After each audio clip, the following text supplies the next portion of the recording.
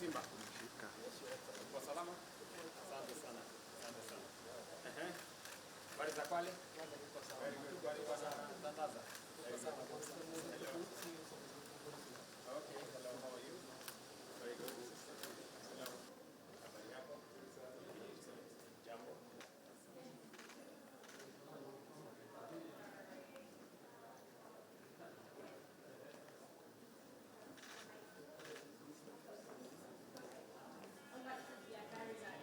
It is a pleasure to join you this morning as we witness the signing of a contract for the development of Bamburi Cement's clinker line in Matuga, Kwale County, in partnership with Sinoma's CBMI Construction Company.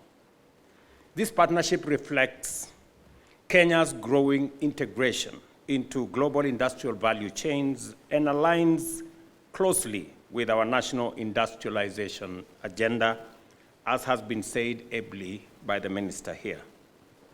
The signing of this contract marks the commencement of a strategic industrial investment in Kenya's cement sector, which remains a critical pillar of our economic growth and infrastructure development, underpinning our housing, transport, energy, and industrial investments. As government, we recognize that strengthening clinker production capacity is fundamental to securing the cement value chain and safeguarding the long-term competitiveness of all sectors.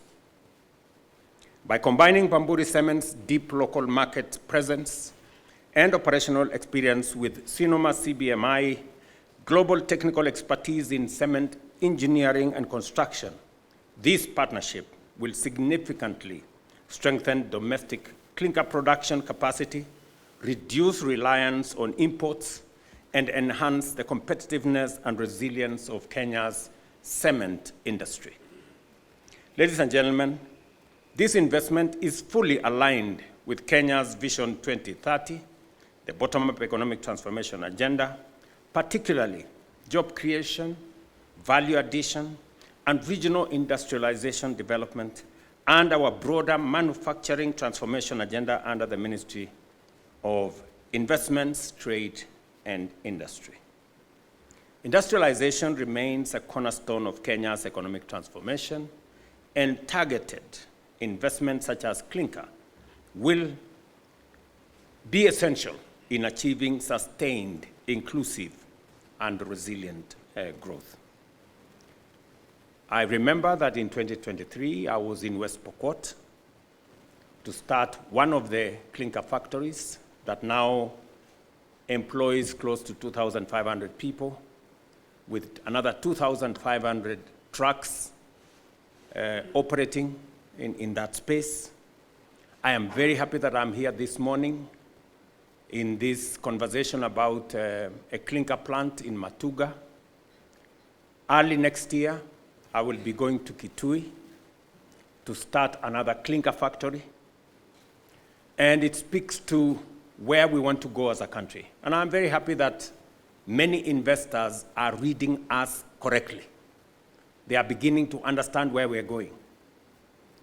When we say we are going to have a 5 trillion shilling investment in logistics, in transport, in energy, in irrigation, there are many people who are beginning to read it correctly, and they are investing in the right places. I want to tell Bamburi Cement, you are among the people who, Waswahili wanasema, mnasoma barua ikiwa bado iko ndani ya bahasha.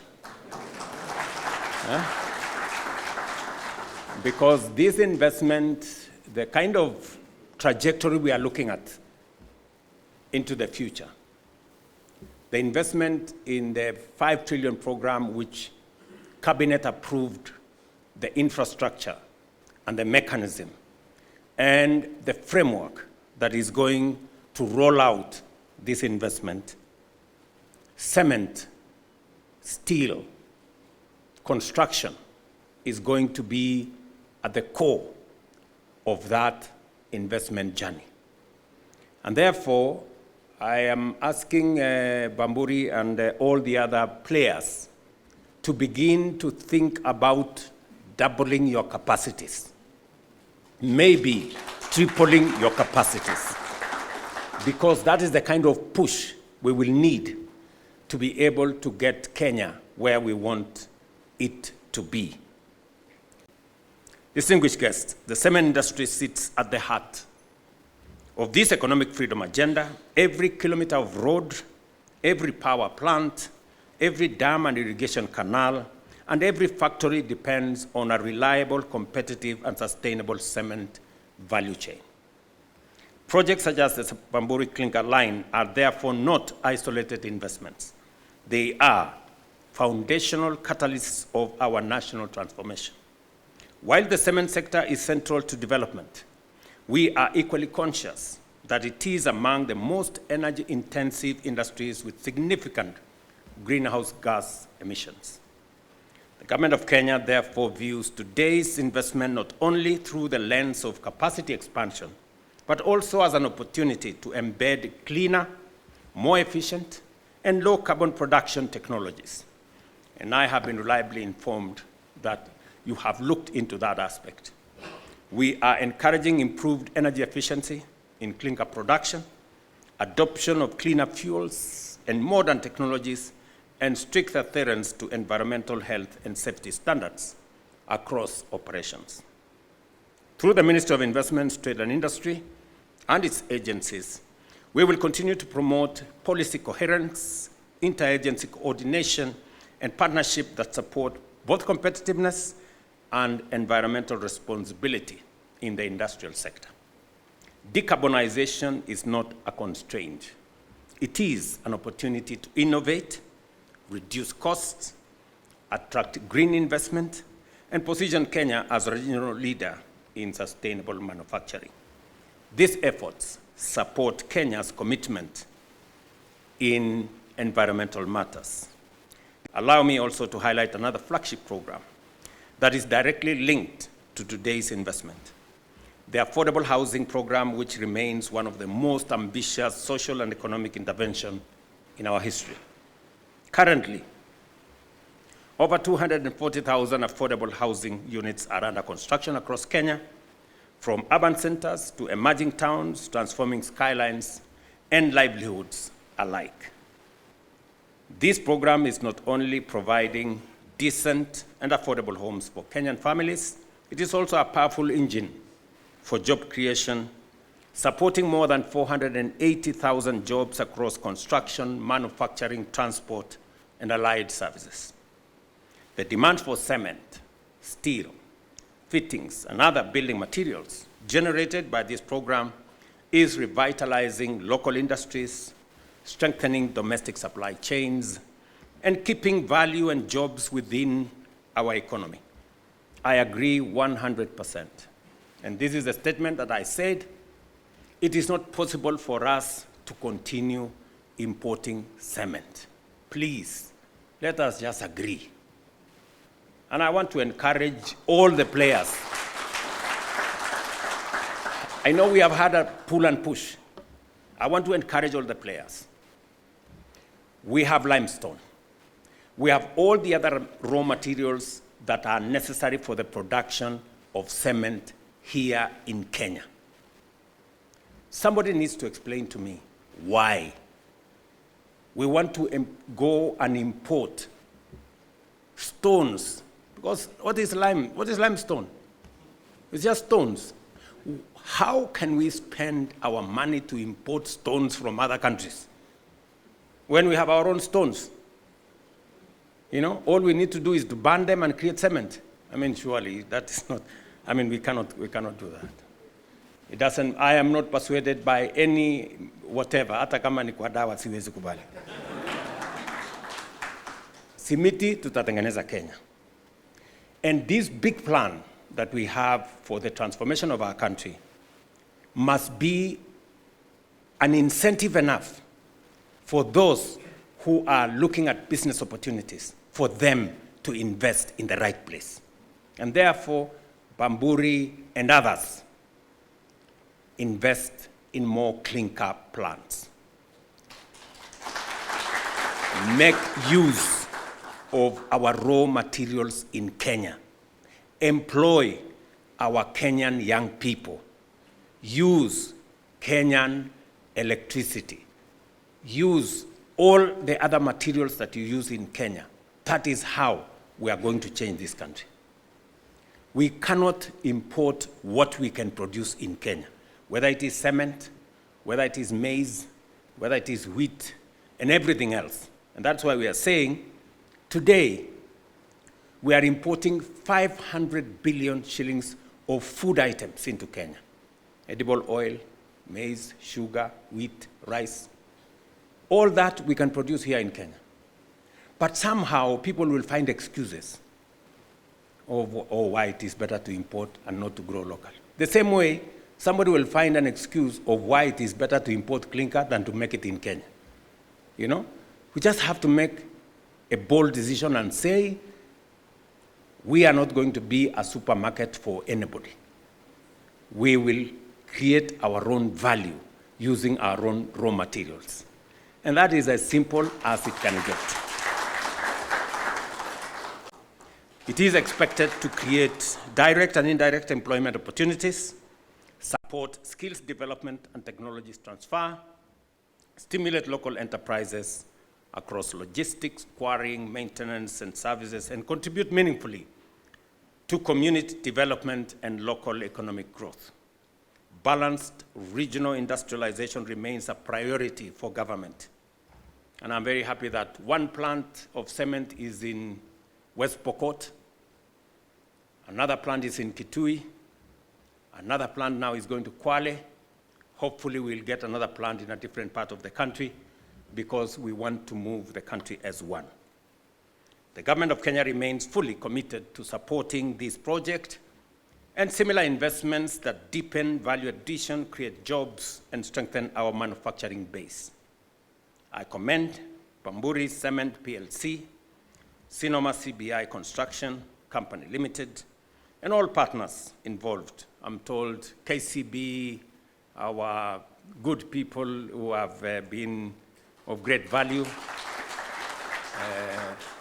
supporting our programs, and all the other banks and the legal firms and everybody else that is part and parcel of this great journey.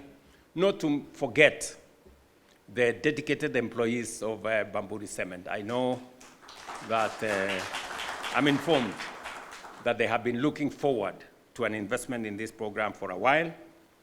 And I look forward to the successful implementation of this clinker line and its positive impact in Matuka, Kwale County, and of course, in the Republic of Kenya. My very best wishes as you undertake this major investment. The cement industry has seen an investment over the last 3 years of about $800 million, which is close to 100 billion Kenya shillings. And I am very sure that this is where we all want to take it. The Ministry of Investment, Trade and Industry will provide the policy direction on how we are going to move this forward. And I'm confident with the minister, working with the whole of industry so that we can harmonize policies and make sure we support policies that make sure that we exploit local raw materials, use local labor and human capital, and drive development in the right direction. It's a very proud moment for me to be part of this journey that speaks to where we want to take Kenya into the future. In this context, allow me to situate today's project within our broader 5 trillion bold national ambition to take Kenya to a first world economy, which we have unveiled as a deliberate pathway to achieving Kenya's economic freedom. This national project is anchored on strategic infrastructure development, and I hope, Bamburi, you're listening. Expanded, reliable, and affordable energy, large-scale infrastructure in irrigation through extensive dam construction designed to unlock productivity across agriculture, manufacturing, housing, transport, and services. Through sustained investments in roads, we intend to dual 2,500 kilometers of critical highways, and that first is already going on. Next year, as I announced the other day, we will be doing a couple of roads around Nairobi, Thika Superhighway, the road to Ngong, the road to Kiserian, all the way to Isinya, and many other dualing of roads that will happen. We will roll out the full extent in the coming year. We will be extending the standard gauge railway from Naivasha through Kisumu to Malaba. We will require tons and tons of steel and cement. And that particular construction of the extension of the standard gauge railway is going to begin in January. I am not talking about 2027, 2026.